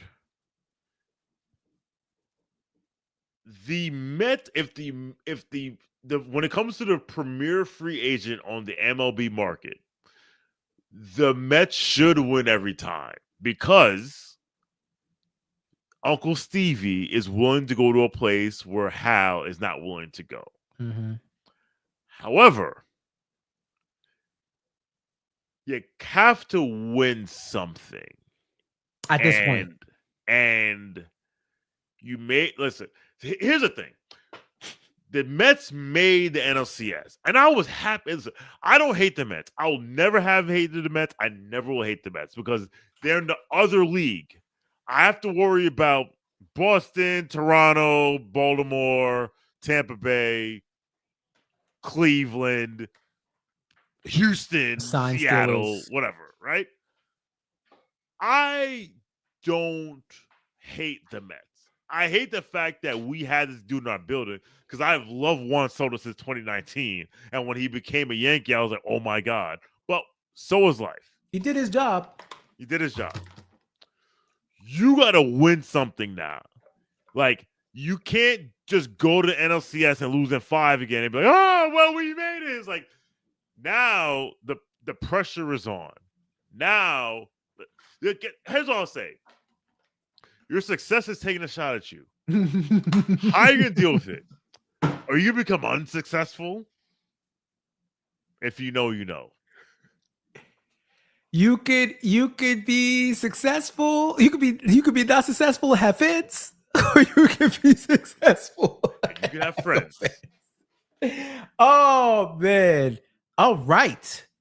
I think that's it, my dude. That is it. Oh my God. It's been a long show, but good show. It's a good show. I didn't think we would be on for 2 hours, but you know, we have big mouths and we talk a lot of shit, and so is life. Yes, and it's been really dope to be on the post game. Shout out to the guy Jonathan Macri. I don't know how you be doing this after every game. I don't know how you be running it up like this. You have the indefatigable spirit and the passion that is exemplified in the chat. That's exemplified everybody who is under this banner, who's ever appeared on this show. It's really dope. I'm glad I got a chance to be a part of it, and definitely with my brother Sean. And thank y'all for joining and rocking with us. Yeah, as Andrew is talking shit in the chat. Yeah, man, like it's been great. It's been dope. I wish this was like 10 o'clock because we could have probably rocked a little bit more if y'all was rocking with us. So for y'all 1,000 plus, check in with the replay gang. We went through a lot. We touched on a variety of subjects. This became inside. This is like KFS tonight. KFS live post game. Sean, man, this is great. We definitely got to do it again. Shout out to everybody who joined us. And Sean, I'll leave the last words with you. I will end the stream after you. So. Okay. Listen, thank you for everyone who pulled up. There are still 1,018 people watching, and it is 12:36 a.m. on the East Coast. Like the fact that more people turned in after we went off the rails makes me feel good. Like we know we're going on, we know what we have going on. Shout out to Jonathan Macri, who obviously is not here tonight. But listen, I've done a couple of these. Like me and Andrew have done a couple of these, like a couple nights in a row, and I've said like I don't know how John does this. And then writes a newsletter. Yes, writes a newsletter with 2 children and teaches. Like I don't even understand. But listen, there's 2 Macris. I don't understand how he does this 72 nights a year, but he does it. So shout out to you, Jonathan Macri, who's also a Steelers fan. So you can kiss my ass. We bust your fucking ass today. There we go. But I'll close out by saying this. Thank you to everyone for pulling up. Thank you for all the super chats. Thank you for everyone who continues to support Knicks Film School every single night, who goes to the watch parties, who watches games, who's on playback, who does super chats, who buys merch. Listen, we're nothing without y'all. All right, so appreciate you, even you busy, because I got smoke for you later. But thank you, and listen, thank you for tuning in to the Knicks Film School post-game show presented by BetUS.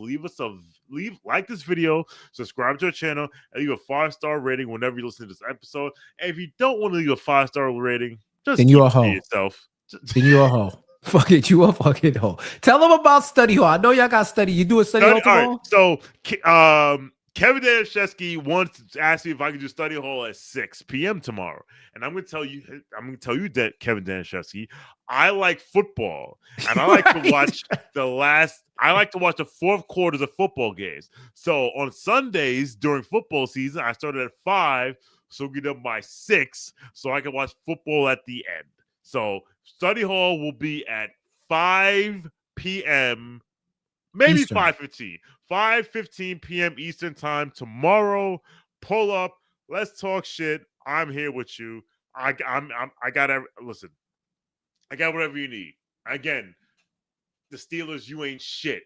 We beat your ass straight up. When you don't get 9 drop passes and they strip the ball for a pick, and the greatest kicker of all time isn't missing field goal. Yeah, I'm talking to you, Dexter Henry.